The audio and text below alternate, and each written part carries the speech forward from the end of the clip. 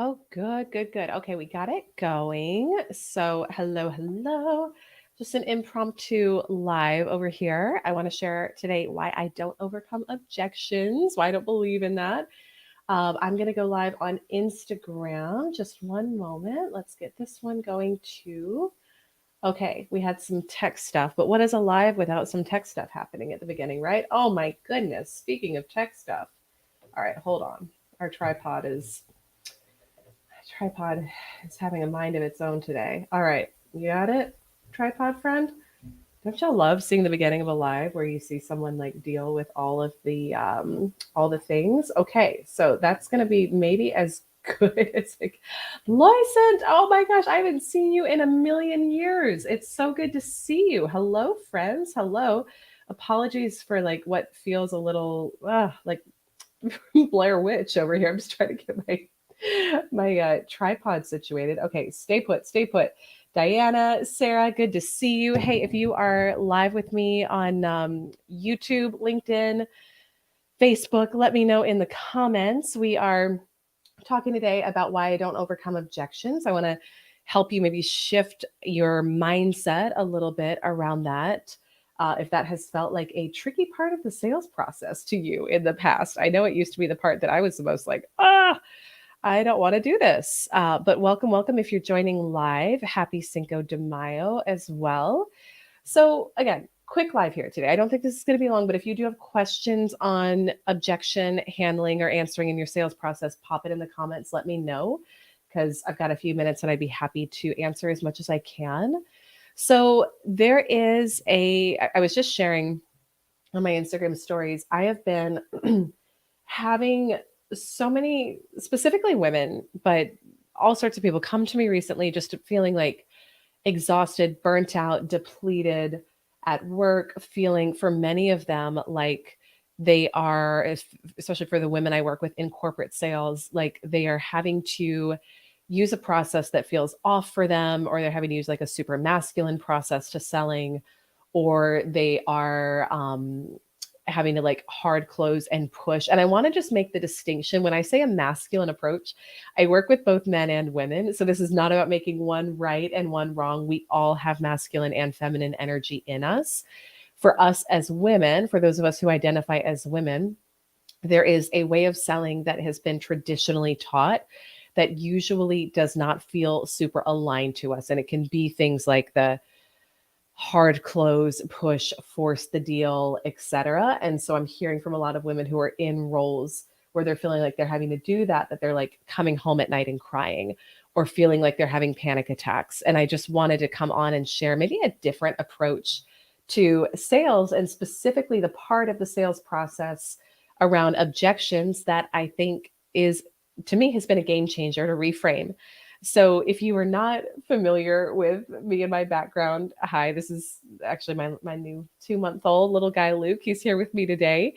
But I used to teach overcoming objections and sales process to, like, in the sales process to some of the biggest organizations in the world. And there were frameworks that I taught on how to overcome objections. This is when I was part of a much bigger sales coaching organization. And it never felt like really great to me. I'll just be honest. I don't know if you've ever been in a spot where it's like you're being paid to do something, teach something, et cetera, but it doesn't feel totally aligned to how you are wired. And that was how I lived for years when I was in the corporate sales training world with another organization. No shade, no disrespect to them. It was just their process didn't feel right to me. But I taught some very traditional strategies around overcoming objections.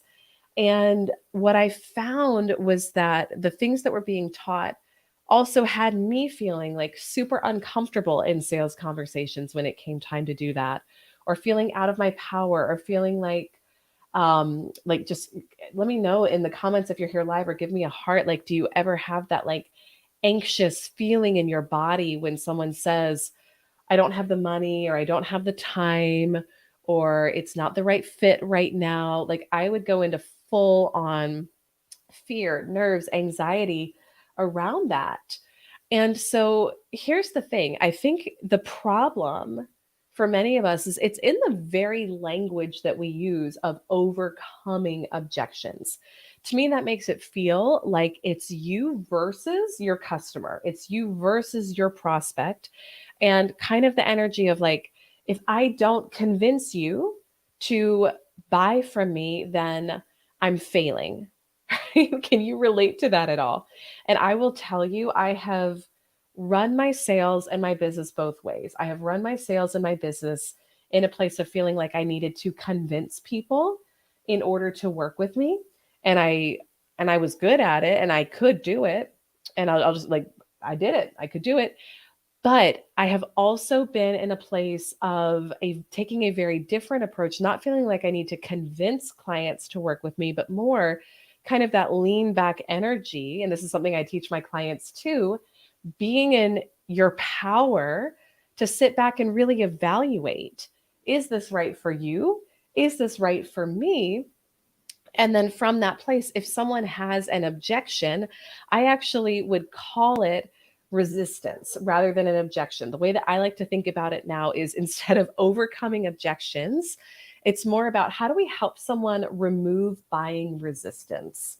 Because if they're talking to you, they want to buy from you, right? Or they're at least interested. Tanya, hey, so good to see you. They're at least interested. They are curious about how you can help them. They have a problem. And yet if we think about it like we've got to overcome every objection, it almost has this like overpowering type of energy, which again is kind of traditional old school sales strategy and approach, which I just don't think is very empowering for your customer or for you. So what I want to share today is just a little bit of the energetic shift in helping someone remove buying resistance versus overcoming their objections. And so I think there are two things that are critical to helping someone remove buying resistance. The first thing is you have to actually have their best interest at heart. So I'm not going to go deep into this on the live stream today. I have done full podcast interviews before and episodes before about selling from abundance versus selling from scarcity. And I think this is the mindset shift we have to be able to make in order to do this, to know that not everyone needs to be your client. That's okay. It really is more of an evaluation of, can I help this person and serve them or can I not? And also, do I want to work with them? For those of you who are coaches, consultants, service providers, financial advisors, mortgage loan officers, right? Like you've got to want to work with that person too. So when we can have that in mind and really have more of that lean back energy to say, let's really have a healthy evaluation here of whether this is a good fit or not. We're not going to feel like we have to like convince, right? We're not going to feel like we have to push. We're not going to feel like we have to overcome when they give us a concern or a, hey, this is a challenge that they're dealing with. So that's the first thing, is like always have the best interest of them at heart. And it really is about that abundance selling versus scarcity selling. Oh, Michelle, so good to see you. Oh, thank you so, so much. Yes, he is 2 months and a few days.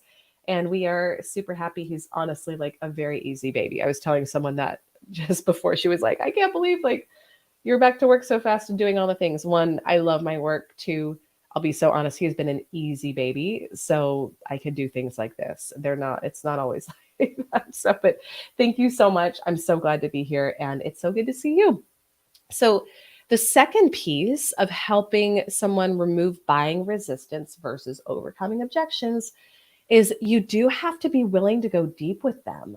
So this doesn't mean that we're not going to like be in our power and probe deeper when somebody gives us a concern. And I was having somebody shadow me on a sales call a while back, and this particular prospect I was talking to was like, she was like, I want to do it.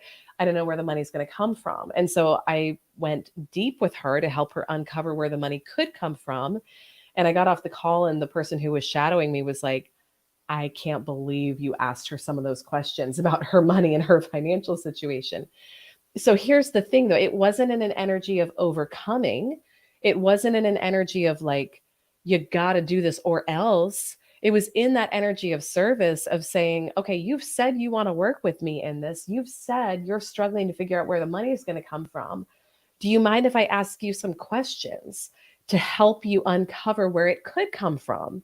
And so, what are the most common concerns or objections we get? Cara, hey, so good to see you. What is it going to be? It's going to be money, it's going to be time, right? Are going to be two of the most common.